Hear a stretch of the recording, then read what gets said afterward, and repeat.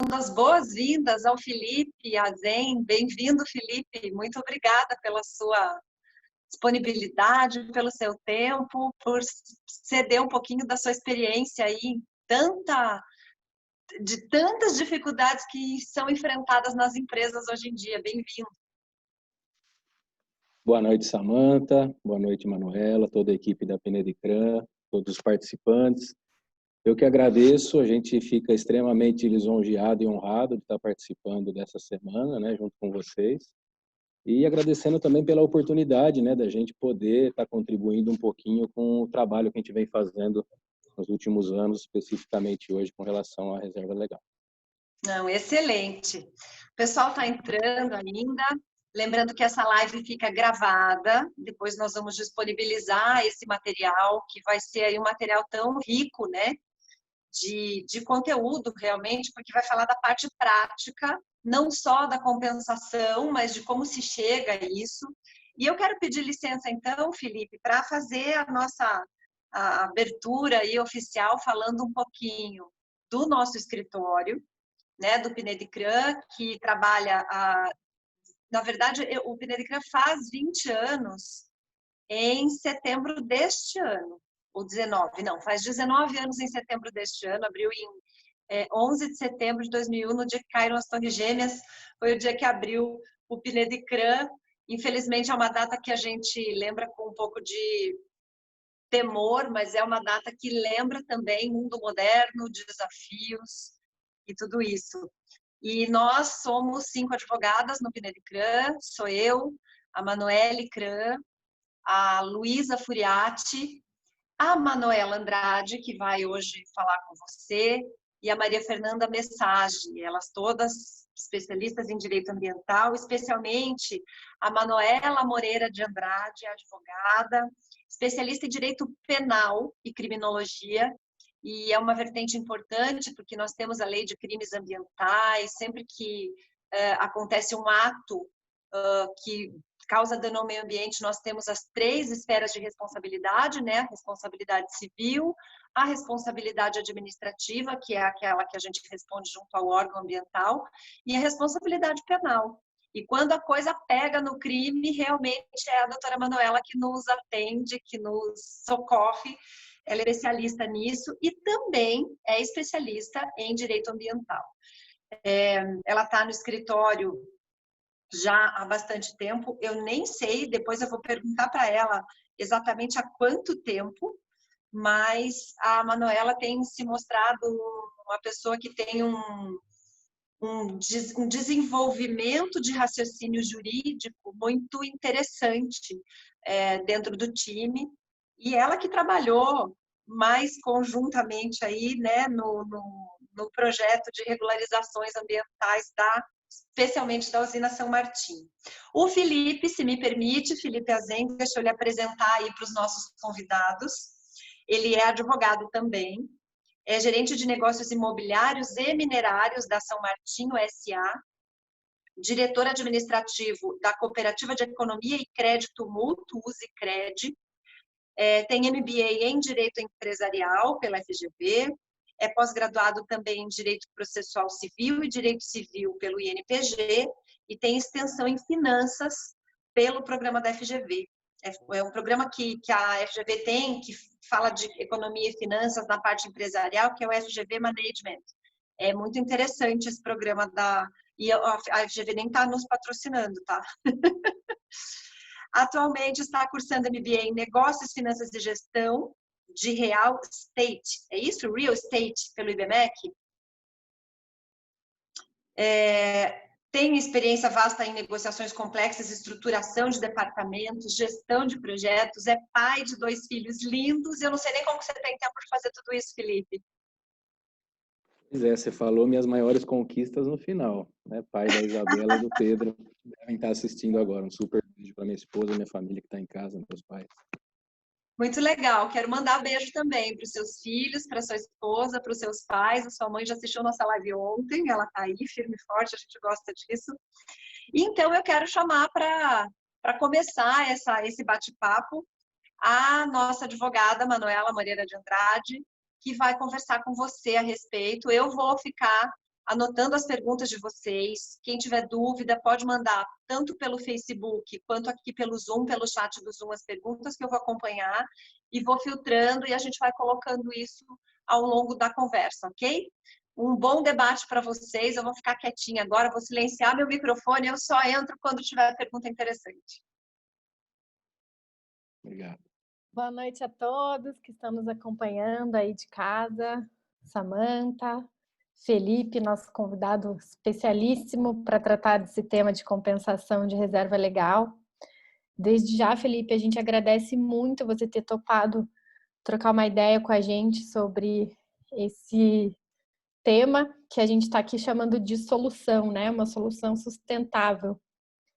Para quem está chegando agora, vou dar uma explicada no que é a compensação de reserva legal para a gente não perder nada dessa conversa, que eu tenho certeza que vai ser muito interessante. Então, hoje em dia, toda propriedade rural tem que conservar ao menos 80% de vegetação nativa na Amazônia Legal, 35% se for cerrado da Amazônia Legal e 20% no restante do país. Ao menos esse percentual, cada propriedade rural tem que destinar para a reserva legal, que nada mais é que a conservação do mato, da vegetação nativa daquela região. Então, durante muito tempo a gente teve um problema, um grande impasse para instituir, de fato, a reserva legal nas propriedades, e foi um ganho ambiental do novo código trazer esse instrumento para a legislação, que permite nada menos que a reserva não esteja dentro da área, mas em outro lugar. Então, existem diversas modalidades da reserva legal, mas ela nunca vai estar dentro da área, ela vai estar, então, em outro lugar. Pode ser por meio da aquisição de CRA, que é a cota de reserva ambiental, que é um instrumento que ainda está a passos lentos, caminhando, apesar de ter 8 anos o código, a gente ainda está carente de normatização da CRA. Pode ser também por meio de arrendamento de servidão ambiental. A outra forma de compensação da reserva legal é doação para o poder público de uma área dentro de uma unidade de conservação que ainda não foi regularizada, então ela está ainda pendente de regularização fundiária.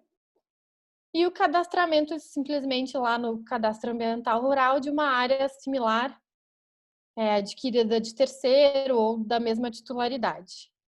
O que é uma coisa bem importante ambientalmente falando da compensação?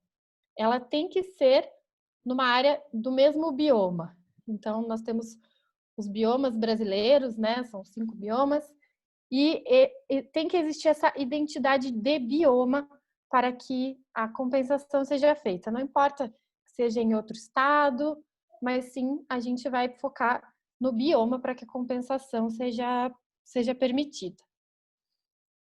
Então, assim, acho que falando um pouquinho do que é a compensação da reserva legal, queria abrir para você, Felipe, nos contar um pouquinho como é que foi seu contato com a reserva legal, como é que a publicação do novo Código Florestal impactou na empresa para iniciar uma transformação, uma regularização da reserva legal por meio da compensação.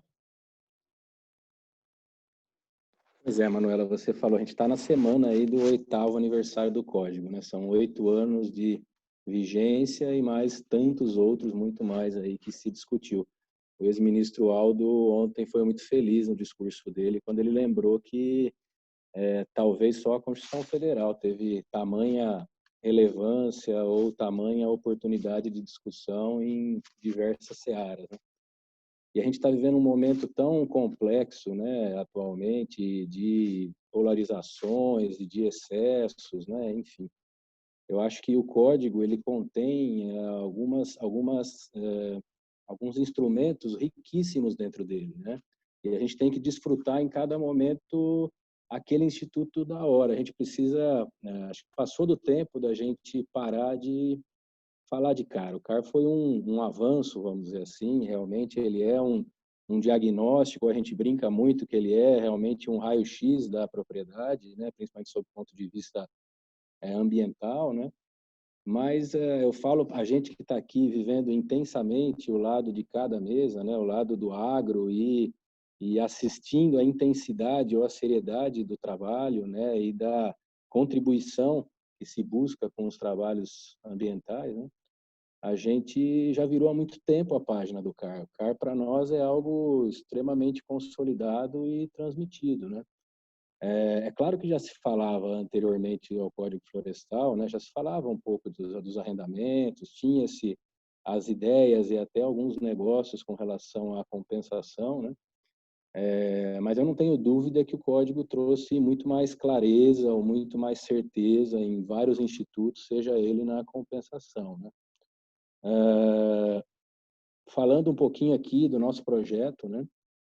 Eu acho que a gente sempre teve um domínio muito grande, né, sobre o ponto de vista produtivo da propriedade, né, enxergando ela realmente como um ente produtivo dentro do nosso negócio, né.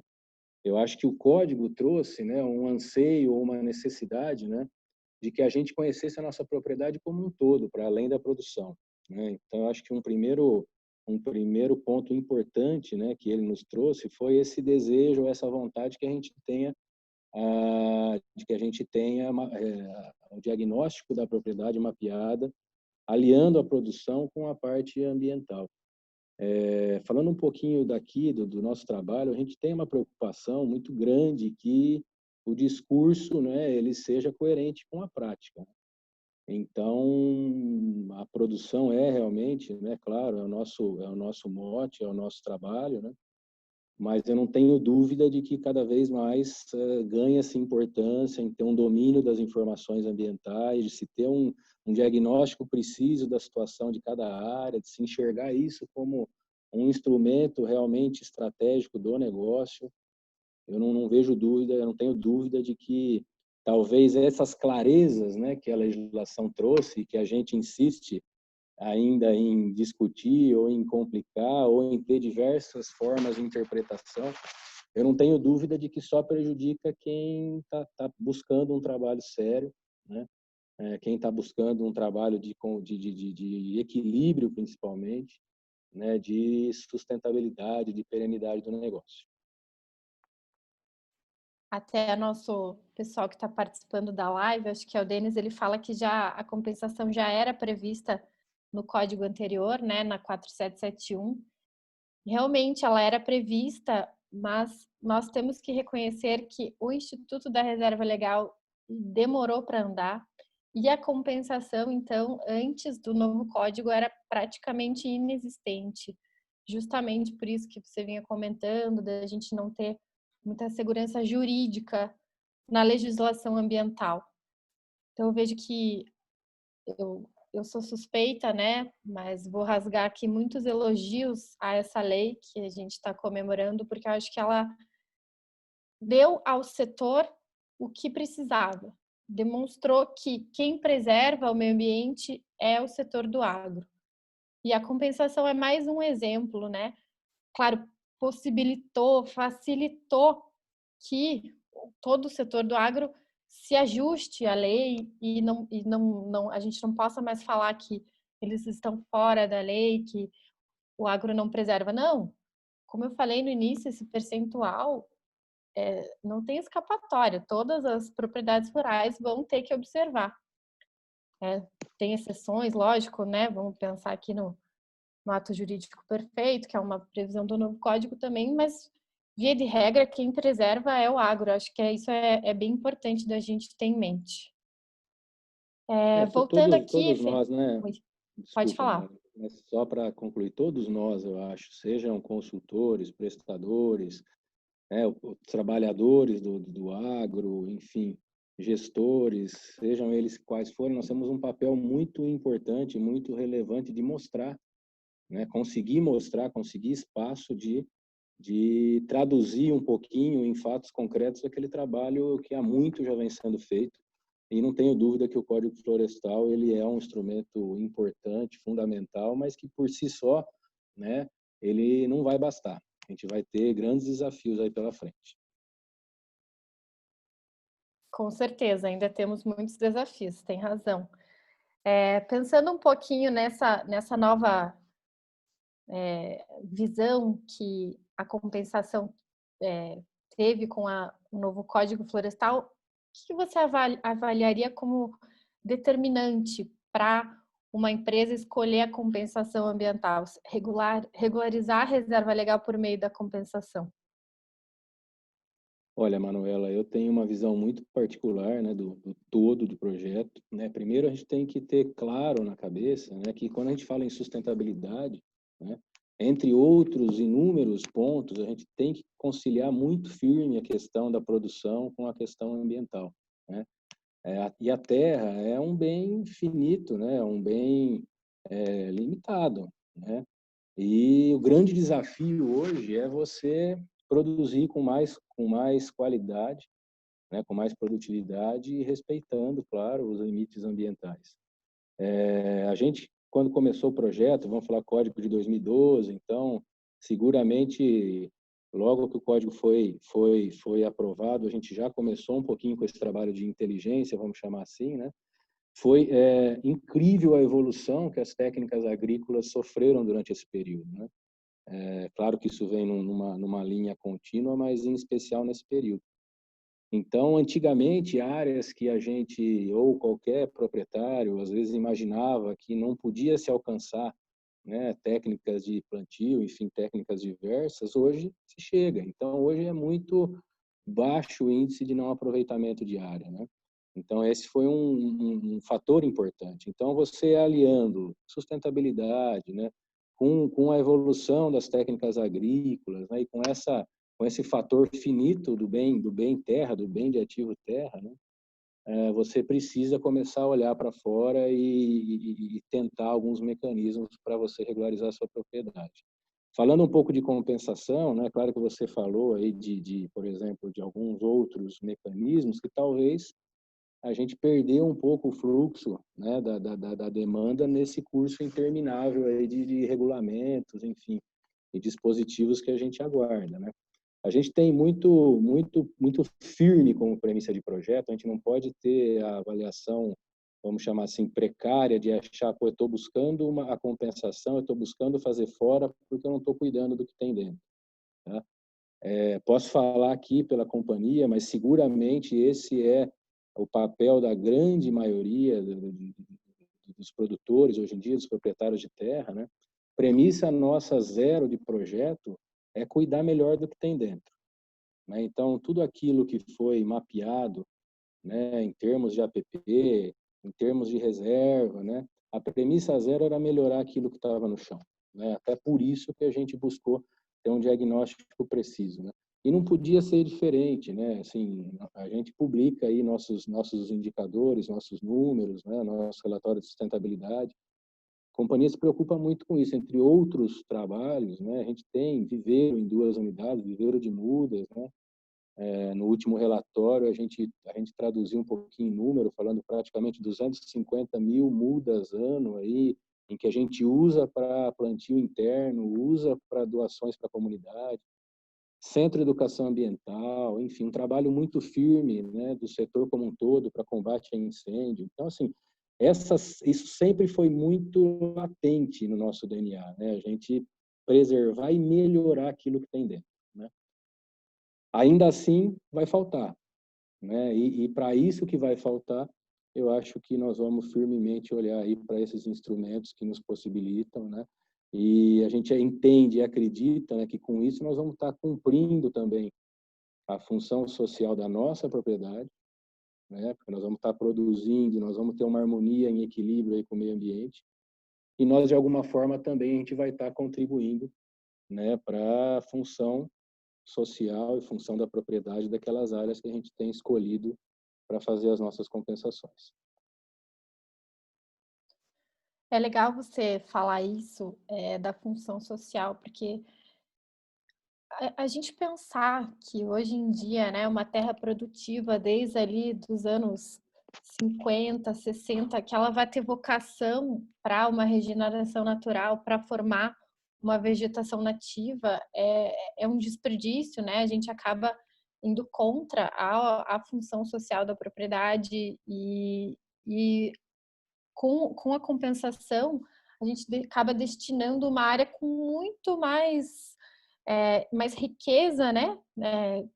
Ponto de vista ecológico, é muito mais vantajoso para o meio ambiente, né? A gente destinar uma área que tenha essa vocação, né? E não recuperar uma área que é usada há tantos anos.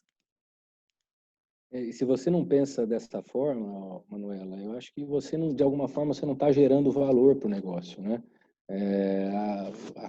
A coisa em si, ela tem que ser perene, né? Não adianta você pensar em solução de curto gatilho, né? Ou uma coisa que não se equilibre no fim, né? A gente sempre volta nessa roda da relevância do agro, mas existe uma importância muito grande em fazer a roda girar, né? A economia, né, o número de trabalhadores e famílias, né? E quando você consegue ter espaço num ambiente de tanta complexidade, tantas variantes, quando você consegue ter espaço ainda, né, e de maneira importante para falar de meio ambiente, isso não tenha dúvida que é motivo de alegria para nós. E é fantástico mesmo a gente ver que uma empresa que tem tanta terra se preocupa de fato com o meio ambiente. Acho que você resgatou um pouquinho da premissa do trabalho de cuidado que já existia. Então, ali, conservar as APPs existentes, fazer uma recuperação na área de reserva legal que talvez não tivesse tão boa, mas assim, sem novos desmatamentos, né? O novo código ele foi bastante criticado e até hoje ainda é bastante criticado com essa sensação que as pessoas têm que ele permitiria novos desmatamentos e na realidade não é isso, né? A gente está resolvendo um problema muito antigo que foi gerado pela dificuldade em criar uma norma, uma segurança jurídica por meio de normas no país. Então, acho muito bacana você trazer essa visão de que o objetivo da empresa não era nunca trocar o que você já tinha de vegetação nativa para uma área em outro lugar, mas primeiro cuidado que tem em casa para, né, lógico, não tendo alternativa, buscar essa outra saída. Deixa eu interromper um pouquinho aqui, porque tem uma pergunta que se encaixa bem nesse contexto. Da impressão que o código trouxe de que, meu Deus do céu, agora todo mundo vai devastar e de que e a gente ouviu muito aquele negócio de anistia a desmatadores, né? Sem esse respeito que a doutora Manuela falou, a história da ocupação daquela terra. A pergunta que a gente tem aqui é bem assim, nesse sentido, se os achismos das secretarias ambientais atrapalham muito esse processo. Queria que dentro desse contexto que vocês estão discutindo, fosse comentado um pouquinho disso, né? Desses achismos que ainda acontecem com relação à aplicação da lei. Eu não falo especificamente de uma frente, mas a gente está na era da fake news, né? E a gente sempre vou voltar nessa tecla, a gente tem um trabalho muito importante de desmistificar alguns preconceitos, né? E a parte ambiental, principalmente no setor produtivo, é uma pecha lá, um selo que muitos setores têm e nós temos o trabalho de mudar, né? Claro que tenha nas avaliações dos órgãos respectivos, a gente tem nos órgãos regulatórios, mas acho que tudo leva, né, ao processo começar a fluir, né? O processo que eu falo de maneira geral.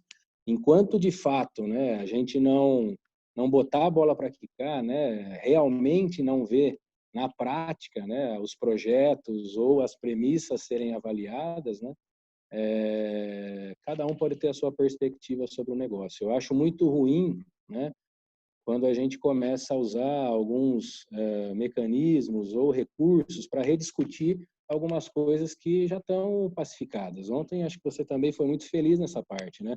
A gente já enfrentou diversas ADINs, falando só sobre o ponto de vista federal, né?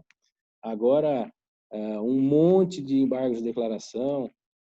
tudo muito lento, o julgamento foi num mês, né? A publicação talvez quase um ano depois, agora ainda temos dúvida de diversos fatores, né? Então a gente está aí há 8 anos, né, buscando, né, quem tá buscando um trabalho sério está buscando a oportunidade de caminhar. Então, enquanto isso não tiver consolidado ou solidificado, o cenário do achismo ele é ilimitado, Samantha, na minha opinião, né? Cada um olha para onde quer, não tem um caminho concreto para seguir. Isso é verdade. Enquanto a gente não tiver segurança jurídica nas medidas, também a gente não pode exigir que investimentos sejam feitos, né? Investimento de capital, investimento de tempo, de avaliação de área, se a gente ainda está com os mecanismos lentos para conseguir concretizar a compensação. Acho que tem muitos estados com esse problema ainda no país e com certeza é um ponto que está atrasando a regularização ambiental, que está prejudicando o meio ambiente e quem é responsável pelo setor por esse problema não é o setor, né? Isso que tem que ficar muito evidente. Apesar do setor ser muito cobrado pela preservação do meio ambiente, é por conta de muita falta de regulamentação que a gente não consegue seguir adiante. Vamos tentar retomar aqui, já nesse ponto de sustentabilidade. Acho que a empresa mesmo deve ter percebido que a reserva legal tem que ser encarada de frente e, com certeza, acho que isso mudou com o Código Florestal, a percepção da própria empresa sobre essa área. Felipe, você consegue falar um pouquinho sobre isso para a gente? Manuela, cortou um pouquinho o final. Você pode repetir para mim, por favor? Pedir para você falar um pouquinho sobre essa mudança de perspectiva que a reserva legal teve com o novo código dentro da empresa. Não, legal. Eu, assim, muito aderente ao que a gente falou até aqui, né?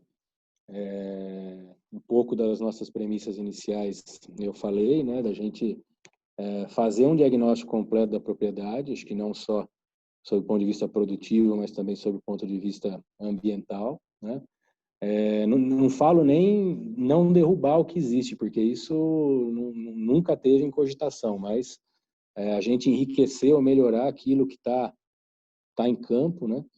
E em termos de reserva em si, acho que se abriu um horizonte, né, para a gente buscar alternativas sustentáveis, né? Eu falo que durante toda essa jornada da reserva legal, né, os maiores ganhos que eu vejo foram intangíveis, assim, a gente não consegue mensurar, né? Porque, primeiro, esse é um trabalho lento, mas é inevitável para todo mundo que está planejando reserva legal. Eu acho que é mudar o lado, né, do pensamento, a gente deixar de enxergar a reserva legal ou qualquer tipo de gasto, entre aspas, ambiental e passar a ver isso como um investimento, né? Isso hoje está muito consolidado na nossa cabeça, né? Toda o trabalho ou toda a aquisição que você faça pensando em termos ambientais, você está fazendo um investimento e você está agregando valor. Outra coisa que a gente observou nesses anos, e isso realmente é motivo de muito orgulho para nós aqui, a empresa como um todo mundo vai crescendo e os setores vão aumentando e vão pulverizando, é natural as informações dentro da empresa, né? Um outro ganho fantástico para nós, né, foi a gente formou de fato um grupo de trabalho multidisciplinar, né?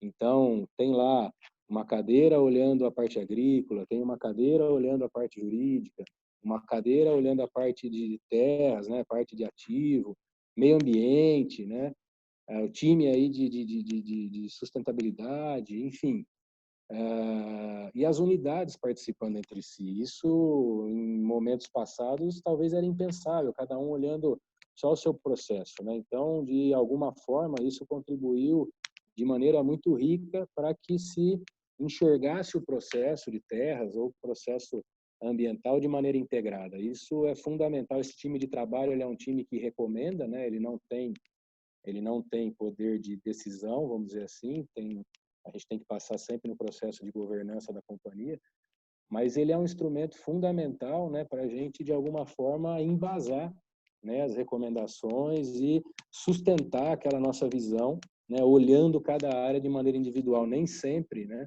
a estratégia que você está pensando para uma determinada propriedade funciona para outra, né?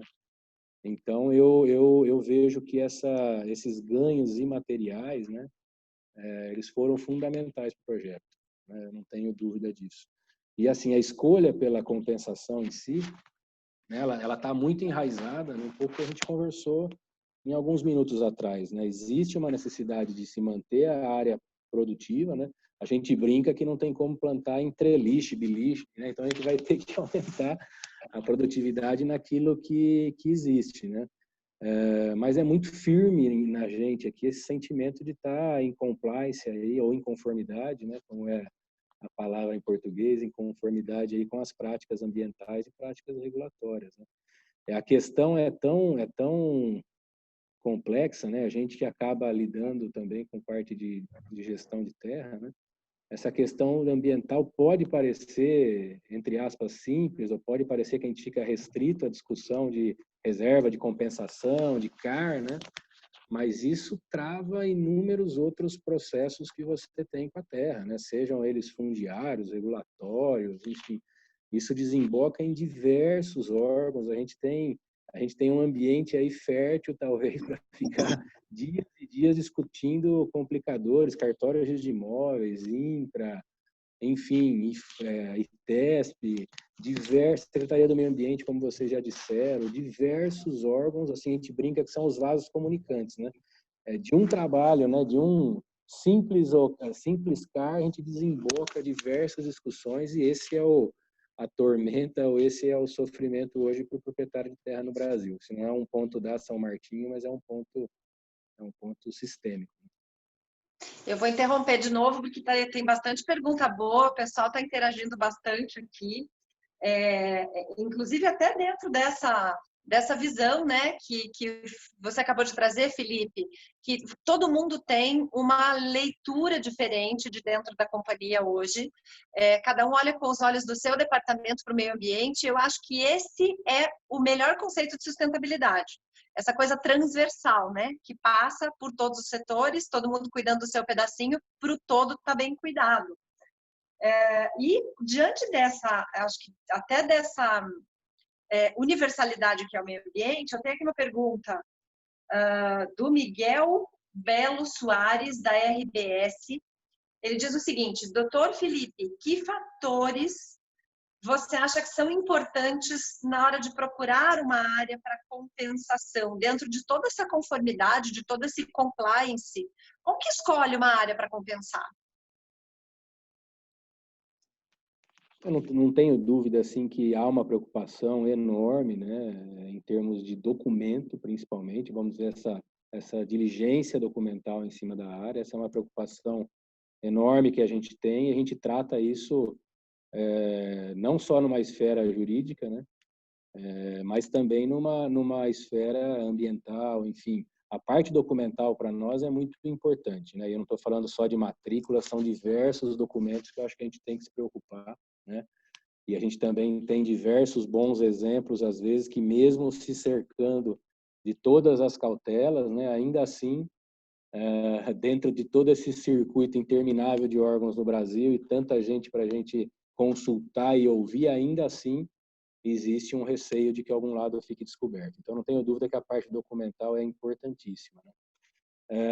A gente se preocupa também com a área in loco, porque acho que a gente pode, normalmente, as áreas de compensação, elas não estão nos nossos olhos, vamos dizer assim, elas estão um pouco mais distantes, preservando aí sempre os critérios, né, de bioma, preferencialmente no mesmo estado. A Manuela falou disso no começo, mas elas não estão nos nossos olhos, né?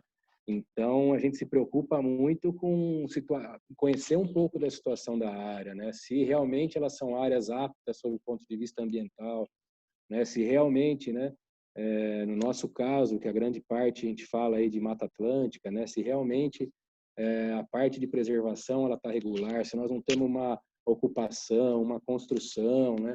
São diversos aspectos que a gente tem que olhar, né? E claro, a gente fica sempre sob uma última análise, né, que é a análise do órgão ambiental sobre os cruzamentos de CAR, enfim, e as diversas interpretações. Então, você vê que os desafios são tamanhos, né, e mesmo assim, né, a gente acredita que vale a pena, né, a gente fala dar o primeiro passo, vale a pena a gente fazer esse trabalho de vanguarda e não esperar a coisa acontecer. A gente está procurando se antecipar um pouco às providências. Mas, de fato, é um trabalho minucioso, a gente fala que é um trabalho de artista, a gente que trabalha muito com aquisição, às vezes, de fazenda em si, não tenho a menor dúvida que é um ambiente muito mais complexo e uma seara um pouco, vamos dizer assim, de desafios na parte de análise. Tá?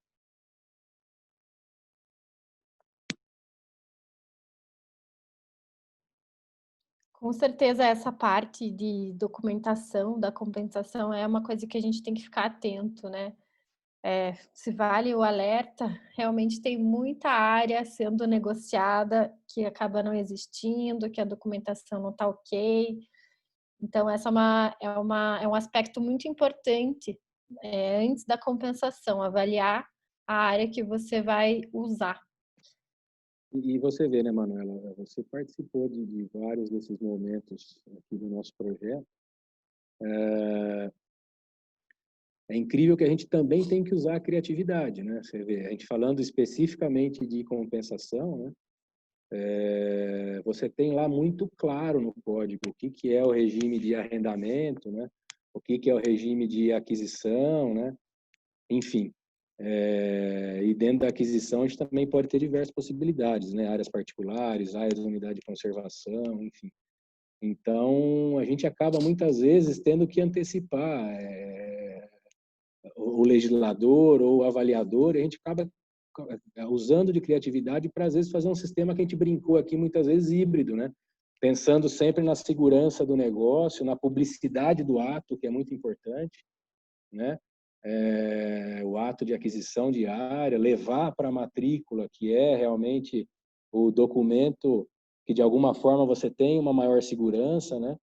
E, assim, os desafios hoje em relação a registro de imóveis, com toda essa celeuma e essas dificuldades em aprovações dos projetos, né? A gente hoje criou mais um problema, né, no nosso desafio de regularização, que é essas exigências de órgãos de registro, né? Então, assim, não é simplesmente, eu tenho um corretor, eu tenho um bom advogado. A gente acredita muito, né, em reserva legal, pensando isso num time multidisciplinar. Isso é muito importante, porque se a gente pegar só um aspecto de conhecimento, a chance de ter algum problema nessa negociação realmente é alta. Então, fico muito feliz quando você fala desse entrosamento que a empresa teve, porque é isso que precisa, todo mundo precisa saber o que é reserva legal, o que a gente precisa para fazer a compensação, o que a gente tem, o que a gente não tem para atingir a regularidade. Outro aspecto que eu acho que a gente pode chamar atenção aqui é que além desses critérios já definidos para compensação, a gente ainda tem que os estados atualmente que vão fazer a sua legislação sobre compensação. Então, tem as particularidades de cada estado. Muitas vezes o sistema do CAR é diferente. Então, hoje em dia, como é que eu vou cruzar uma propriedade de São Paulo com uma propriedade do Paraná? A gente ainda não consegue, né? E isso vai atrasando também a regularização. Tem uma pergunta ali, eu não consegui acompanhar de quem, mas sobre a compensação entre estados diferentes, focando no estado de São Paulo. A princípio, o estado de São Paulo vai exigir convênio para que a compensação seja permitida com outros estados, que no nosso ponto de vista deturpa um pouco o instituto, porque a exigência é que seja no mesmo bioma apenas, né? A lei federal veio com esse intuito. Então, quando a gente vai criando outras exigências, a gente acaba deturpando a ideia inicial daquele instituto.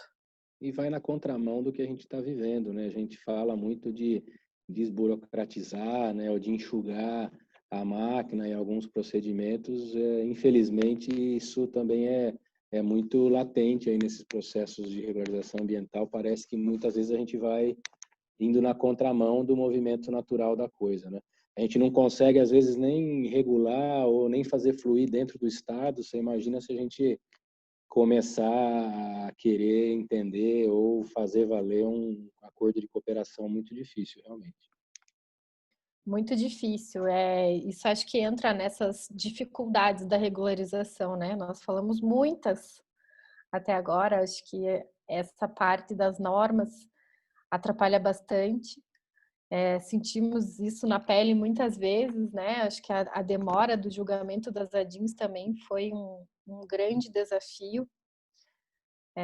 Não sei se eu gostaria de colocar mais algum desafio aí dessa perspectiva da compensação, Felipe. Não, eu acho que desafios, assim, falamos um pouco do que nós vivemos até hoje, né? Acho que é conviver com todas essas incertezas em termos de critério.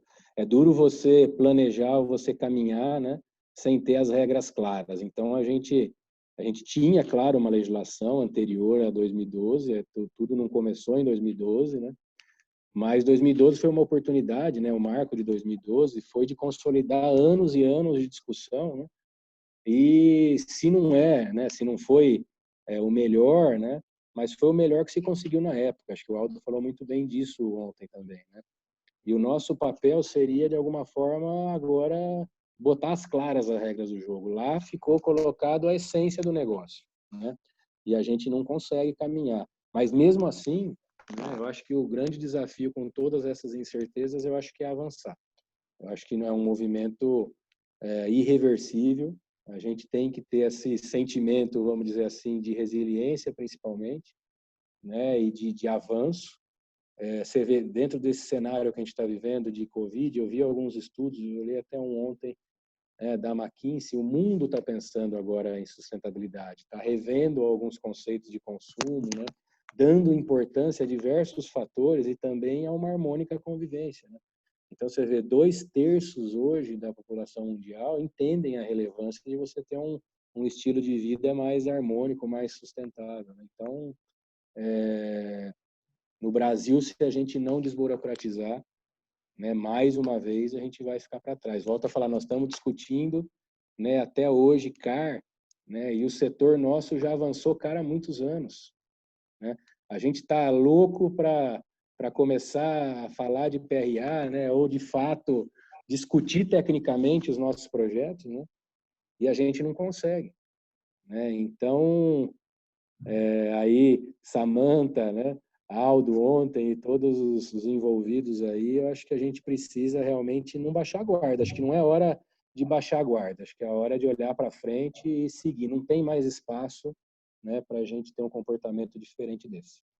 Acho que dá para a gente ser até mais agressivo, viu, Felipe? Porque, meu, alto lá, né? O legislativo já sacramentou, o judiciário já sacramentou, chega de mimimi, vamos começar a brigar e entrar com ação agora daqui para lá e não de lá para cá. Porque não tem mais o que ficar discutindo, a compensação foi tida como constitucional, ela é possível de ser realizada. Se o Estado não tem procedimento, eu entendo a postura da São Martinho como uma excelente postura. Vou fazer, e a hora que você criar o procedimento, a minha está pronta. Então, enfim, eu tenho aqui sobre isso algumas questões. Teve um comentário aqui do Storani, que foi ele que já passou, já tinha feito a pergunta anterior, que em Minas Gerais o procedimento de fazer compensação de reserva legal dentro de unidades de conservação está bem tranquilo, está bem rápido, está acontecendo. Aqui em São Paulo a gente não tem nenhum ainda.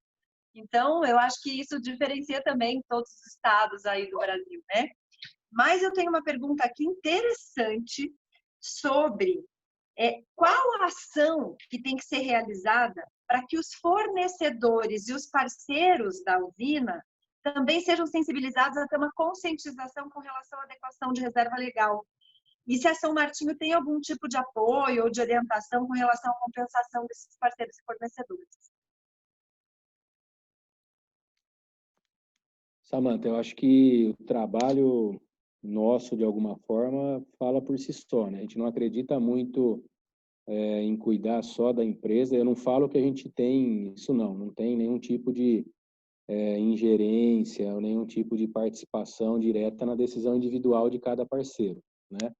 Mas eu acho que até essa forma da gente externar, né, a nossa visão, os nossos projetos, seja no relatório de sustentabilidade, né, seja nas páginas oficiais da companhia, né, e principalmente, né, a gente fala muito do nosso jeito de ser, é a prática nossa no dia a dia, né, o respeito, né, seja no mais simples da operação agrícola ou até no planejamento, né, e de fato existe uma integração muito grande entre a companhia e os seus fornecedores por uma questão de convivência, né, de fidelidade, enfim.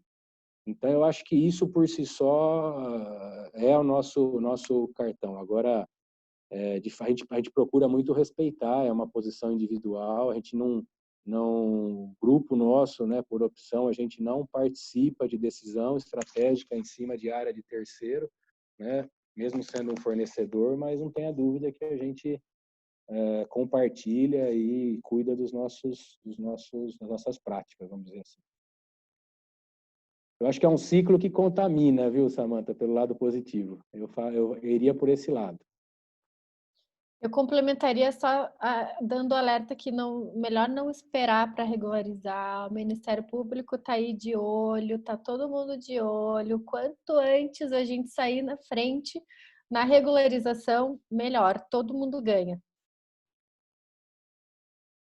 É engraçado, nós estamos ainda hoje vivendo algumas ações com base no código anterior, né?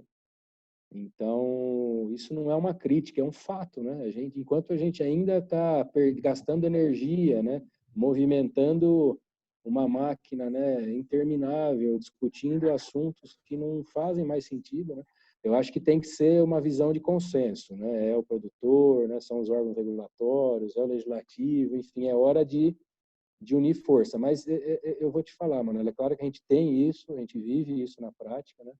Mas acho que hoje existem cabeças realmente pensantes em todos os setores e eu prefiro sempre olhar para o lado meio cheio da coisa. Eu acho que existe espaço para a gente agregar, não para a gente caminhar para trás. É isso aí. Sobre isso, tem uma pergunta da Daniela, que perguntou aqui se os TACs assinados, né, de acordo com a lei anterior, têm forma de ser revistos. E, de fato, tem. Vou pedir para a doutora Manuela responder essa pergunta. Tem sim. Especialmente se eles forem relacionados a áreas de preservação permanente, reserva legal, áreas de uso restrito. E se forem situações anteriores a 22 de julho de 2008. Esse é um marco bem importante para essa nova lei, que acaba balizando o antes e o depois. Então, temos antes de 2008 e depois. Por quê? Questões legislativas, no curso do processo de aprovação do código, tinha que fazer um divisor de água para possibilitar a regularização, senão ia ficar a vida inteira discutindo, rediscutindo, você deve, eu não devo, você deve, eu não devo. E 2008 foi o marco que coincidiu com o decreto de infrações ambientais e então falamos de situações antes de 2008 e depois. Mas com certeza os termos de compromisso podem e devem ser revistos. Acho que vale bastante a pena prestar atenção nisso, se com o novo código tem benefícios que podem ser aproveitados. Isso é bastante importante e é um direito, sim. Eu tenho aqui, a gente já está no finzinho, né? Passou rápido, porque quando é gente de conteúdo, a coisa voa. A gente já está aqui com praticamente 50 minutos de live, a gente está partindo para o final, mas eu vou responder uma pergunta, vou jogar para vocês uma pergunta que veio do Cláudio Manuel. Cláudio Manuel me disse aqui que foi meu aluno no Inster, que bom que você está aí, Cláudio, obrigada. Ele está perguntando aqui, as perguntas são bem curiosas, porque, na verdade, elas meio que se conectam. Mas ele pergunta o seguinte, que quais eventuais questões que estão ainda pendentes de pacificação ou de enfrentamento pelo judiciário, dentro desse Código Florestal. E depois eu vou já emendar as perguntas para dar para vocês esse espaço para responder, para a gente encerrar. Segundo aqui, diz o seguinte, que a pergunta de $1 milhão, segundo a doutora Samanta, é que quando será averbado, homologado o primeiro caso de compensação de reserva legal pelo órgão ambiental, principalmente aqueles feitos com servidão fora da propriedade, né? Aqui eu acho que ele está se referindo aqui ao estado de São Paulo, de fato que a gente tem essas dificuldades. Então, para encerrar, eu deixo essas perguntas para vocês. Quando será que teremos esse primeiro caso para pendurar na parede, homologado pelo órgão ambiental? E se de fato existe ainda alguma questão do código que o judiciário ainda precisa enfrentar?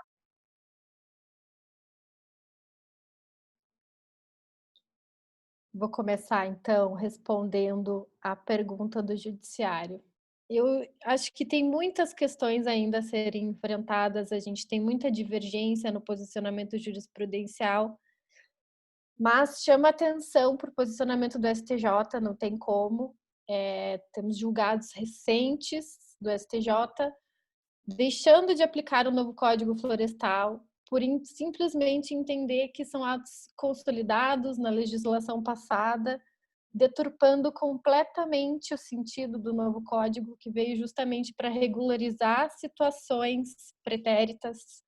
O novo código ele tem essa característica, tem as disposições transitórias dele são todas voltadas para a regularização de situações anteriores. Então não faz o menor sentido o nosso principal tribunal se negar a aplicar uma lei vigente, julgada constitucional pelo STF, com acórdão publicado. Então, acho que esse é o principal desafio dessa lei, com certeza. Sobre a segunda pergunta, eu vou me abster, porque, sinceramente, do jeito que a coisa vai, eu acho que não tenho condições de responder. Eu gostaria que fosse mês que vem, sinceramente, acho que a gente precisa colocar para rodar a compensação ambiental, as propriedades precisam se regularizar, o produtor precisa ter essa segurança, e é um ganho, né, para a sociedade como um todo. Não tem por que a gente não enfrentar essa situação, a gente precisa que os órgãos se organizem, que eles trabalhem nisso, que eles enfrentem essas questões, deixem as questões ideológicas de lado, que passou, passou. Precisamos aplicar essa nova lei.